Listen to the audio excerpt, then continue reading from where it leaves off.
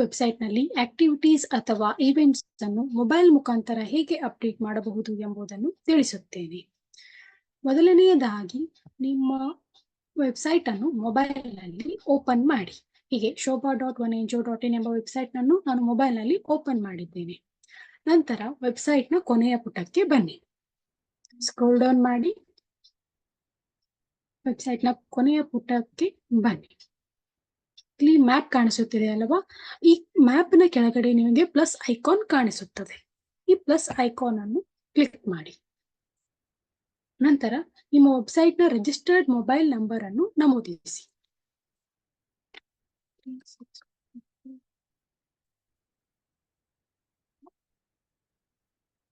Verify button click ಮಾಡಿ. ನಿಮಗೆ 6 digit OTP receive ಆಗಿರುತ್ತದೆ. ಆ OTP ಅನ್ನು ಇಲ್ಲಿ ನಮೂದಿಸಿ.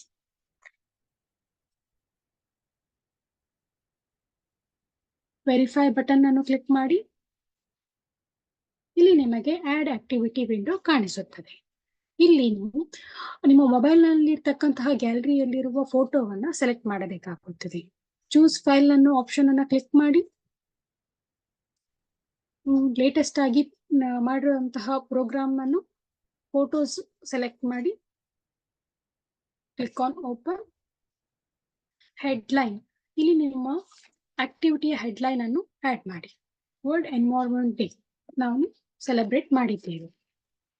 ಡಿಸ್ಕ್ರಿಪ್ಷನ್ ಬಾಕ್ಸ್ ನಲ್ಲಿ ಆಕ್ಟಿವಿಟಿ ಆದ ಸ್ಥಳ ಮತ್ತು ಉದ್ದೇಶ ಹಾಗೂ ಎಷ್ಟು ಜನ ಪಾರ್ಟಿಸಿಪೇಟ್ ಆಗಿದ್ದರು ಅಥವಾ ಎಷ್ಟು ಜನಕ್ಕೆ ಆಕ್ಟಿವಿಟಿಯಿಂದ ಹೆಲ್ಪ್ ಆಯಿತು ಎಂಬುದನ್ನು ನಮೂದಿಸಿ.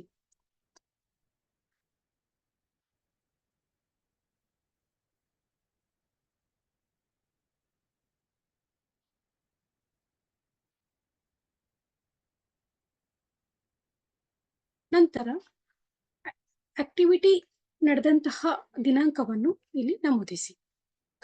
5th June 2024 ನಲ್ಲಿ ವರ್ಲ್ಡ್ ಎನ್ವೈರನ್ಮೆಂಟ್ ಡೇ ನ ಸೆಲೆಬ್ರೇಟ್ ಮಾಡಿದ್ದೇವೆ. ಸಬ್ಮಿಟ್ ಎಂಬ ಬಟನ್ ಅನ್ನು ಕ್ಲಿಕ್ ಮಾಡಿ.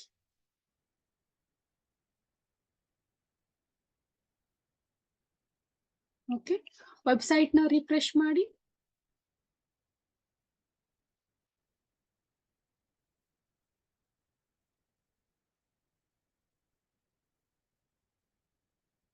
ಇಲ್ಲಿ ನಿಮಗೆ ವರ್ಲ್ಡ್ ಎನ್ವೈರನ್ಮೆಂಟ್ ಡೇ ಸೆಲೆಬ್ರೇಷನ್ ಮಾಡಿರುವಂತಹ ಫೋಟೋ ಕಾಣಿಸುತ್ತದೆ.